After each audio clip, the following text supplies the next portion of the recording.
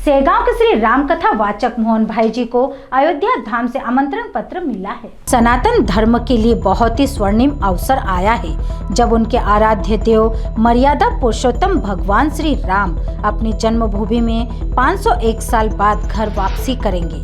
देश के प्रधानमंत्री नरेंद्र मोदी के कर कमलों से 22 जनवरी को होने वाले श्री राम मंदिर प्राण प्रतिष्ठा महोत्सव में देश भर से संतों के पीठाधीश्वर व संतों का समागम होगा।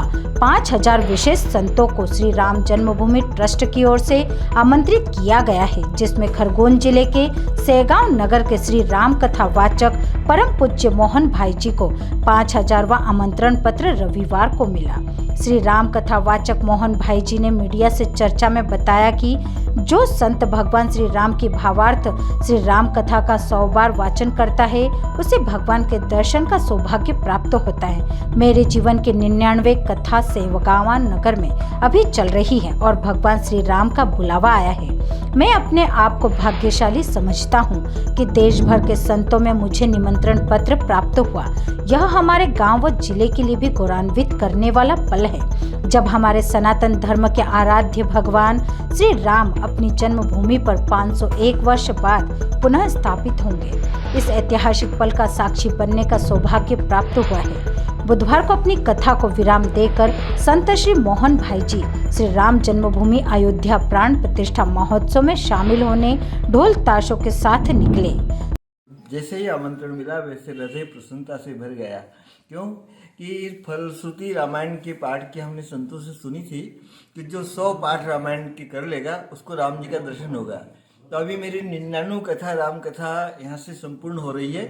तो 100 कथा होने के पहले ही राम जी के दर्शन भी हो गए और राम जी ने अयोध्या में बुलाने के लिए निमंत्रण भी दे दिया।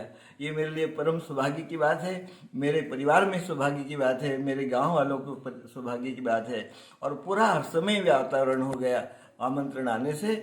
और मैं अपने आप को बहुत प्रसन्नता व्यक्त करता हूँ कि जिले से भी मेरे पर फोन आ रहे हैं कि आपको आमंत्रण मिला है, हमें बहुत प्रसन्नता की बात है। रामलला मंदिर में विराजित हो रहे हैं, इस पर आप क्या कहना चाहेंगे? रामलला 500 वर्ष तक तो वो बंद रहे तालों में और कुटिया में रहे।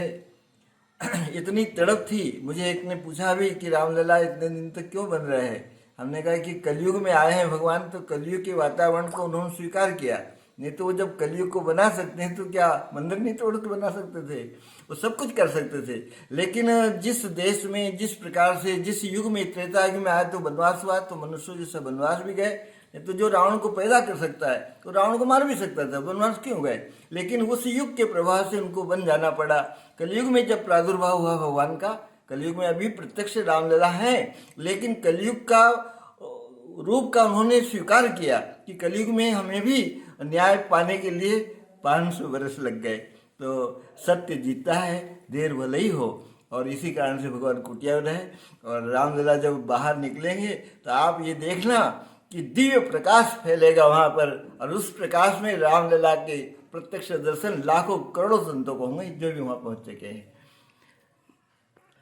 जैसे कि मिली जानकारी के अनुसार आपका नंबर 5000वें संत में आया है। हाँ, इस पर आप क्या कहना चाहेंगे? ये कितनी बड़ी सौभाग्य की बात है कि हम तो गधे पर बैठने काबिल भी नहीं थे।